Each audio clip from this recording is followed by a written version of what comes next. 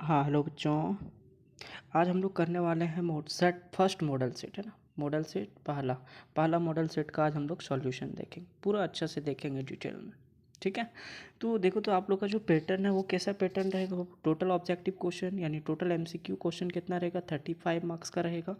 इसका मतलब ये हुआ कि each question carry 1 marks. Okay, time कितना मिलेगा, 1 आवर प्लस 30 मिनट, 1 घंटा 30 मिनट। तो देखिए बाबू, सबसे पहला क्वेश्चन हम लोग के पास क्या है कि the number of atoms in body centred यानी cubic unit cell of a monoatomic elementary substance is equal to, मतलब बीसीसी में टोटल नंबर ऑफ एटम्स कितना होता है।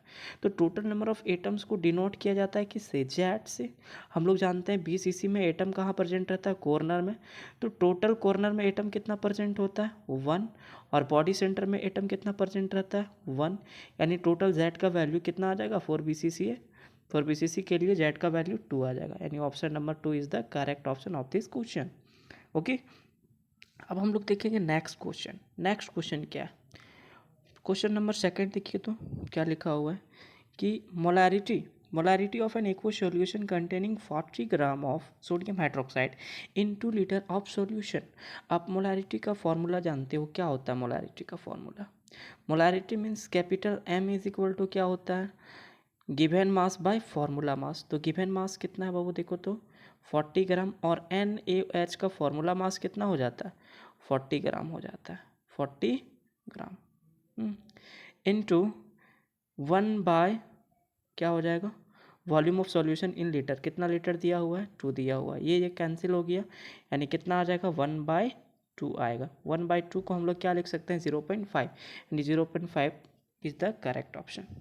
ओके, नेक्स्ट देखिए तो दूसरा क्वेश्चन क्या है आपके पास। दूसरा क्वेश्चन क्या है बाबू, दूसरा क्वेश्चन क्या है देखो, CH3 2CH3Br और 2Na रिएक्शन कर रहा है आपस में in the presence of dry ether. ठीक है, और क्या बना रहा है, CH3 और 2NaBr। ये कौन सा रिएक्शन होगा, ये रिएक्शन कौन सा होगा, वुर्ज रिएक्शन। याद रखिएगा, वुर्ज रिएक्शन क्या करता है ना, नंबर ऑफ कार्बन एटम्स को डबल कर देता है। ये चीज़ हमेशा याद रखना। यहाँ से और एक क्वेश्चन बन सकता है, आपसे पूछ सकता है कि बताइए कौन सा ऐसा रिएक्शन है जो नंबर ऑफ कार्बन एटम को डबल कर देता है। यानी सिंगल से क्या होगा डबल, 2 से क्या हो जाएगा 4, 3 से क्या हो जाएगा 9, 4 से क्या हो जाएगा 8, है ना। यानी नंबर ऑफ कार्बन एटम को क्या कर देता है, ये डबल कर देता है। ठीक है, अब देखो क्वेश्चन नंबर 4 क्या कहता है, when aqua solution of NaCl is electrolysed the product obtained at cathode. आप जान रहे हो कैथोड किस नेचर का होता है, जान रहे हैं ना, कैथोड किस नेचर का होता है, नेगेटिव नेचर का। और हम लोग के पास नेगेटिव नेचर का जब कैथोड होगा तो मेरे पास इलेक्ट्रोलाइट कौन, NaCl है और H2O है। तो NaCl से पॉजिटिव आयन क्या मिलेगा, Na+, और H2O से पॉजिटिव आयन क्या मिलेगा, H+। यानी यही दोनों जाके डिपॉजिट कहाँ हो सकता है, कैथोड में। कैथोड यानी नेचर कैसा होता है, नेगेटिव होता है। लेकिन देखो ये सब दोनों में से कौन डिपॉजिट होगा, कौन जाके डिपॉजिट होगा कैथोड में, जिसका रिडक्शन पोटेंशियल ज़्यादा होता है वो जाके कहाँ डिपॉजिट होता है, कैथोड में। तो दोनों में अगर रिडक्शन पोटेंशियल कंपेयर करेंगे Na+ और H+ में, तो जो H+ है ना बाबू, इसका रिडक्शन पोटेंशियल ज़्यादा होता है, तो ये जाके कहाँ डिपॉजिट होगा, कैथोड में। कैथोड में जब H+ जाके डिपॉजिट होगा तो क्या बनेगा, हाइड्रोजन गैस। यानी ए क्या होगा, सही ऑप्शन होगा। ए क्या होगा, सही ऑप्शन होगा, है ना। यानी ए क्या होगा बच्चों, सही ऑप्शन होगा। क्या हो जाएगा इसका, हाइड्रोजन। वेट,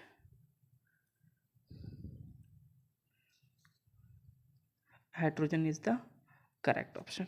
ओके, हाइड्रोजन क्या होगा, करेक्ट ऑप्शन होगा। इसके लिए कौन सा ऑप्शन करेक्ट था, वुर्ज रिएक्शन। ठीक है, अब देखो तो क्वेश्चन नंबर 5। क्वेश्चन नंबर 5 क्या कहता है, which of the following is an ore of iron. Iron का ओर का नाम क्या होगा, आप लोग याद रखे होंगे, मेटल्स और उसका ओर का नाम haematite. A is the correct option. The most stable hydrides of group 15 elements. देखो सबसे ज़्यादा स्टेबल जो है वो कौन होगा, NH3 होगा। क्यों, क्योंकि NH3 क्या करता है ना, हाइड्रोजन बॉन्ड बनाता है। और नाइट्रोजन का साइज भी क्या होगा, ग्रुप नंबर 15 में नाइट्रोजन का साइज भी क्या होता है, सबसे ज़्यादा छोटा होता है। तो इसीलिए सबसे ज़्यादा क्या होगा, स्टेबल होगा, और इसका मेल्टिंग पॉइंट, बॉइलिंग पॉइंट क्या होगा, सबसे ज़्यादा हाई होगा। तो ऑप्शन कौन होगा इसमें भी, ऑप्शन नंबर फर्स्ट क्या होगा, करेक्ट होगा। अब इसमें देखो, विच of the following is not a transition element. Transition element कौन नहीं होता है, जैसे देखो तो डी ब्लॉक एलिमेंट में आप डी ब्लॉक एलिमेंट किसको बोलते हो बाबू? ट्रांजिशन एलिमेंट का नाम क्या है? डी ब्लॉक एलिमेंट या ट्रांजिशन एलिमेंट। तो डी ब्लॉक एलिमेंट हम लोग किसको बोलते हैं? ट्रांजिशन एलिमेंट किसको बोलते हैं कि डी ऑर्बिटल में इलेक्ट्रॉन क्या होना चाहिए? इंटर करना चाहिए। वैलेंस इलेक्ट्रॉन कहाँ इंटर करना चाहिए? डी ऑर्बिटल में। अब यहाँ पर बात आता है कि ट्रांजिशन एलिमेंट कौन होता है और कौन नहीं होता है। तो ट्रांजिशन एलिमेंट कौन नहीं होगा? जिसका डी ऑर्बिटल में इलेक्ट्रॉन 0 हो या फिर डी ऑर्बिटल में इलेक्ट्रॉन क्या हो? 10 हो। तो यहाँ पर देखो डी ऑर्बिटल में किसी का भी चारों ऑप्शन में इलेक्ट्रॉन 0 नहीं है, लेकिन डी ऑर्बिटल में 10 इलेक्ट्रॉन किसका होता है? जिंक का होता है। इसीलिए क्या हो जाएगा? Zinc is the correct option. Okay, उसके बाद देखिए तो क्वेश्चन क्या है कि CH3 CH2 Br रिएक्शन कर रहा है अल्कोहलिक KOH से, है ना। तो यहाँ से K और यहाँ से Br, KBr बाहर निकल जाएगा। इस हाइड्रोजन से एक H और यहाँ से OH यानी H2O के फॉर्म में बाहर निकल जाएगा। बचने वाला क्या है? CH2 CH2 यानी CH2 CH2 के बीच में क्या आ जाएगा? डबल बॉन्ड आ जाएगा। ठीक है, अब देखो आगे देखो क्वेश्चन नंबर 9। क्वेश्चन नंबर 9 क्या कहता है? An atom at the corner of the unit cell contributes to the unit cell. मतलब एक कॉर्नर में एटम कितना परसेंट होता है? तो आप लोग जानते ही होंगे 1/8। Osmotic pressure of the solution can be increased by. जैसे देखो आप फॉर्मूला जानते हो ऑस्मोटिक प्रेशर का, क्या फॉर्मूला होता है? P is equal to CRT। P is equal to, या फिर आप इसको पाई से भी डिनोट करते हो ना, pi is equal to CRT। यानी जो क्या है, ये क्या है? पाई पाई डायरेक्टली प्रोपोर्शनल किसका है? टेम्परेचर का। तो यानी टेम्परेचर अगर बढ़ाएंगे तो ऑस्मोटिक प्रेशर क्या होगा? इंक्रीज होगा। यानी option number A is the correct option. A है ना, A is the correct option. Okay, अब देखो the molar conductivity of an electrolyte increases as. Molar conductivity कब बढ़ेगा? जब हम लोग क्या करेंगे? डाइल्यूशन को बढ़ाएंगे। इसलिए ऑप्शन नंबर ए भी क्या होगा? करेक्ट होगा। अब यहाँ पर क्वेश्चन नंबर 12 में पूछा है कि मॉन प्रोसेस से किसको प्यूरिफाई किया जाता है? निकेल को मॉन प्रोसेस से प्यूरिफाई किया जाता है। निकेल क्या है? सही है। अब उसके बाद देखो तो बाबू क्वेश्चन नंबर 13 में क्या पूछा है कि covalency of nitrogen in N2O5। सबसे पहले आप इसका स्ट्रक्चर देख लो कैसे बनता है। N2O5 का स्ट्रक्चर क्या है? इधर एक नाइट्रोजन है, यहाँ पर एक ऑक्सीजन है, इधर एक नाइट्रोजन है। ठीक है, ये नाइट्रोजन डबल बॉन्ड ऑक्सीजन से कनेक्ट है, ये नाइट्रोजन डबल बॉन्ड ऑक्सीजन से कनेक्ट है, और ये जो नाइट्रोजन है single bond oxygen, single bond oxygen. लेकिन इस ऑक्सीजन के पास कितना होगा? टोटल 6 लोन पेयर होगा। तो इसको हम लोग किससे इसमें क्या कर देंगे? नेगेटिव चार्ज लगा देंगे। नहीं नेगेटिव, इसके पास क्या होगा? Negative charge. इसके भी पास क्या होगा? नेगेटिव चार्ज होगा। तो यहाँ पर देखो इंडिविजुअली नाइट्रोजन कितना बॉन्ड बना रहा है? 1 2 3 और 4। यहाँ भी नाइट्रोजन कितना बॉन्ड बना रहा है? 1 2 3 और 4। मतलब नाइट्रोजन जो बॉन्ड एलिमेंट जो बॉन्ड बनाता है ना, उसी को क्या बोलते हैं? कोवैलेंसी बोलते हैं। तो यहाँ पर नाइट्रोजन का कोवैलेंसी क्या होगा बाबू? 4 होगा। चूँकि नाइट्रोजन कितना बॉन्ड बना रहा है? 4 बॉन्ड बना रहा है। ठीक है, अब देखिए थोड़ा आगे क्वेश्चन नंबर 14। क्वेश्चन नंबर 14 देखो, क्वेश्चन नंबर 14 में आपसे पूछा है कि बताइए, क्वेश्चन नंबर 14 में आपसे क्या पूछा है कि बताइए इनमें से कौन कलरलेस है। तो और एक चीज़ ध्यान रखना, कलरलेस कौन होता है? जिसका वैलेंस सेल में यानी डी ऑर्बिटल में इलेक्ट्रॉन क्या हो? 0 हो, या फिर डी ऑर्बिटल में इलेक्ट्रॉन क्या हो? 10 हो। तो ये दोनों कंडीशन में क्या होता है? कलरलेस। दोनों कंडीशन में क्या होता है बच्चों? कलरलेस। आप इसको ध्यान में रखिएगा। ठीक है, it is the very very important. तो जो स्कैंडियम यानी Sc3+ है ना, इसका डी ऑर्बिटल में इलेक्ट्रॉन क्या है? 0। ये भी क्या हो जाएगा? कलरलेस हो जाएगा। अब देखिए यहाँ पर आगे क्वेश्चन नंबर 15 देखो क्या बोल रहा है। क्वेश्चन नंबर 15 देखिए क्या बोल रहा है। क्वेश्चन नंबर 15 देखिए तो क्या रिएक्शन क्या है? CH3CH2I और रिएक्शन करवा रहा है पोटेशियम साइनाइड, और जो भी कैसा है? अल्कोहलिक है ना। तो देखो क्या होगा ना, यहाँ से के आई, ये क्या बोलते हैं? KI बाहर निकल जाएगा और CH3CH2CN यानी B बनेगा। अगर मान लो यहाँ पर KCN की जगह AG रहता है ना, AgCN रहता, तो प्रोडक्ट क्या हो जाता? उल्टा बन जाता, यानी क्या हो जाता? NC हो जाता है ना। तो इसको ध्यान में रखिएगा। अब क्वेश्चन नंबर 16 क्या पूछ रहा है? देखो क्वेश्चन नंबर 16 में आपसे पूछ रहा है कि CCP का बताइए पैकिंग एफिशिएंसी कितना होता है। तो CCP का जो पैकिंग एफिशिएंसी होता है यानी FCC, तो FCC का पैकिंग एफिशिएंसी बोले या फिर CCP का पैकिंग एफिशिएंसी बोले, कितना होगा? 74%। ओके। उसके बाद देखो तो क्वेश्चन नंबर 17 एक बहुत अच्छा क्वेश्चन है कि the relative lowering of vapour pressure in case of solution of a non volatile solute, है ना। सॉल्यूट कैसा होना चाहिए, नॉन वॉलेटाइल। देखो नॉन वॉलेटाइल सॉल्यूट के केस में ही तो आया था relative lowering of vapour pressure is equal to the mole fraction of solute. The statement is based on, मतलब ये जो स्टेटमेंट है किस पर बेस्ड है, ये स्टेटमेंट बाबू बेस्ड है किस पर, राउल्स लॉ पर। यही लेकर के आया था किसको, पार्शियल प्रेशर को यही लेकर के आया था, है ना। तो इसीलिए आंसर कौन हो जाएगा, राउल्स लॉ, यानी C is the correct option. Okay. अब देखो यहाँ पर अगला question, question number 18। Question number 18 क्या कहता है, आप इसको ध्यान से बनाओ। क्वेश्चन नंबर 18 क्या कहता है, देखिए आपको दिया हुआ है दो इलेक्ट्रोड का इलेक्ट्रोड पोटेंशियल, ठीक है। एक है निकेल का और एक है कॉपर का। तो आप इसका फॉर्मूला जानते हो ना, E naught cell is equal to क्या होता है, E naught cell, E naught cell is equal to क्या होता है, E naught cathode minus E naught anode, यानी E naught right minus E naught left. तो ये क्या हो गया, ये जो है ये कैथोड हो गया और ये एनोड हो गया, ये कैथोड हो गया और एक एनोड हो गया। तो आप कैथोड और एनोड, यानी कैथोड क्या है 0.34, कैथोड क्या है 0.34 और ये क्या है -0.25। तो माइनस माइनस क्या हो जाएगा, प्लस हो जाएगा 0.25। अगर आप दोनों को जोड़ते हो तो क्या आ जाता है, देखो तो 0 पॉइंट कितना आ जाएगा, देखो तो 5 और 4 कितना हो गया बाबू, 9 हो गया, 2 और 3 कितना हो गया, 5 हो गया, यानी 0.59, यानी ए इज़ द क्या हो जाएगा, करेक्ट ऑप्शन। ठीक है। उसके बाद देखिए क्वेश्चन नंबर 19 में, the process of heating the ore in the excess supply of air below its melting point is called, क्या बोलेंगे, स्मेल्टिंग। याद रखिएगा smelting, it is the very very important process, है ना। अब देखो नाइट्रिक एसिड को कौन सा प्रोसेस से बनाया जाता है कमर्शियली, यानी इंडस्ट्री में, तो उस प्रोसेस का नाम क्या है बाबू, ओस्टवार्ड प्रोसेस। सबसे ज़्यादा लार्ज अमाउंट में नाइट्रिक एसिड को प्रिपेयर किया जाता है ओस्टवार्ड प्रोसेस की हेल्प से, कहाँ पर, इंडस्ट्री में, है ना।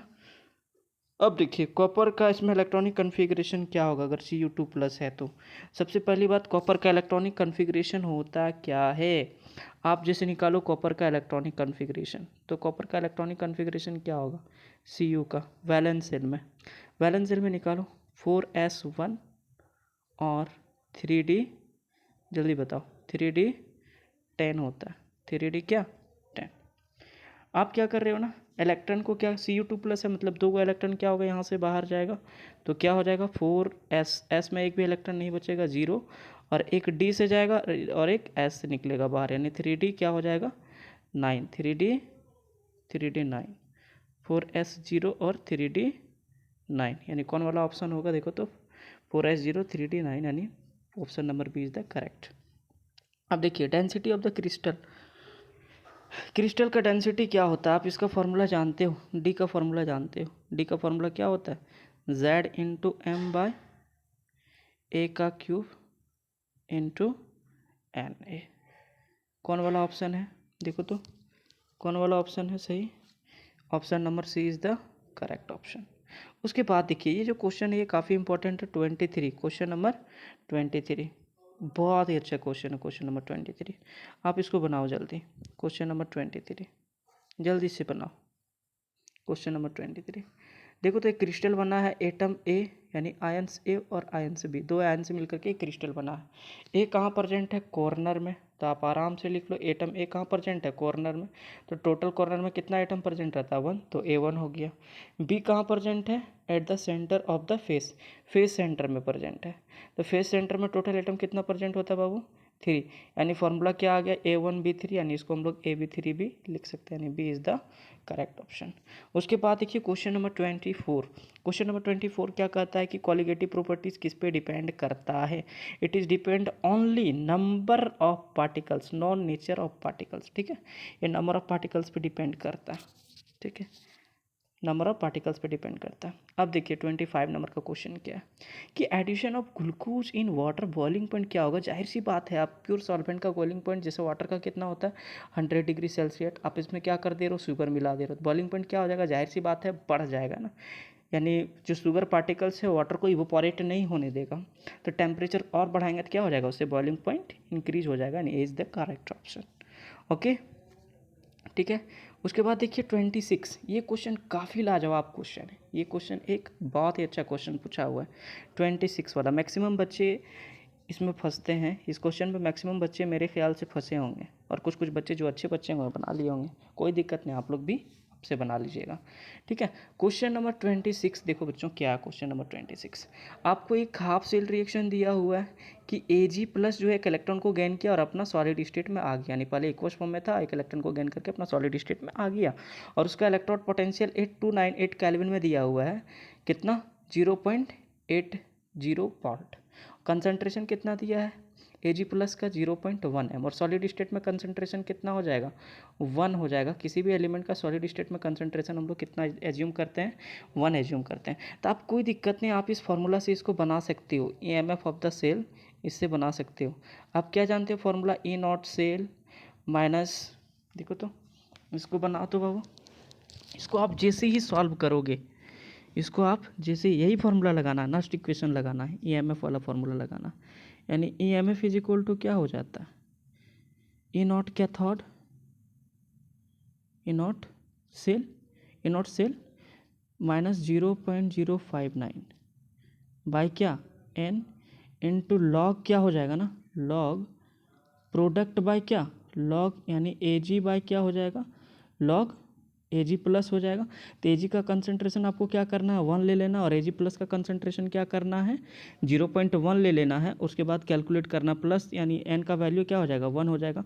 आप इसको जैसे ही कैलकुलेट करोगे ना, तो कैलकुलेशन के बाद आपका आंसर क्या आएगा? A आएगा 0.741, ठीक है। अब देखो क्वेश्चन नंबर 27, क्वेश्चन नंबर 27 क्या कहता है? क्वेश्चन नंबर 27 क्या कह रहा है? देखिए क्वेश्चन नंबर 27 क्या कर रहा है कि Al3 प्लस से Al में कन्वर्ट हो रहा है। तो ये Al3 प्लस से Al में कन्वर्ट हुआ, तो कितना इलेक्ट्रॉन गेन किया बाबू? 3 इलेक्ट्रॉन गेन किया, तब ना ये Al3 प्लस से Al में कन्वर्ट हो गया। तो ये एक्चुअल में 3 इलेक्ट्रॉन नहीं है, ये 3 मोल इलेक्ट्रॉन है, यानी 3 फैराडे। अगर इसका चार्ज हम लोग निकालेंगे तो क्या हो जाएगा? 3 फैराडे हो जाएगा। और 1 फैराडे इज इक्वल टू क्या होता है? 96500, यानी 3 इंटू 96500। आप इसको मल्टीप्लाई करो, कितना आ जाएगा? देखो तो ऑप्शन कौन हो जाएगा? C is the correct option. Multiply करने के बाद आ जाएगा 2,89,500 कूलम। अब देखो एक प्रैक्टिकल, जो आप लोग को वाइवा में प्रैक्टिकल का जो एग्जाम हुआ ना, वहाँ पे भी पूछा गया होगा। एक प्रैक्टिकल वाला केमिस्ट्री का प्रैक्टिकल से क्वेश्चन पूछ लिया है कि which of the following ions gives brown ring test. तो जितने भी नाइट्रेट होते हैं वो क्या करते हैं? ब्राउन टेस्ट देते हैं, ब्राउन रिंग टेस्ट देते हैं, ठीक है।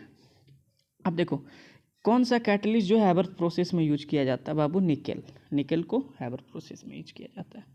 आप इसको ध्यान में रखना, ठीक है।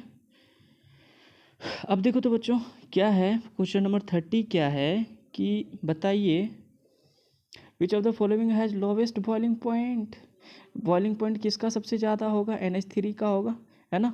और सबसे कम किसका होगा? SbH3 का होगा। यानी नीचे हम लोग आएंगे तो क्या हो जाएगा? बॉइलिंग पॉइंट घट जाएगा, जैसे NH3 हो गया, PH3 हो गया, इसी तरीके से क्या हो गया? ASH3 SbH3 हो गया।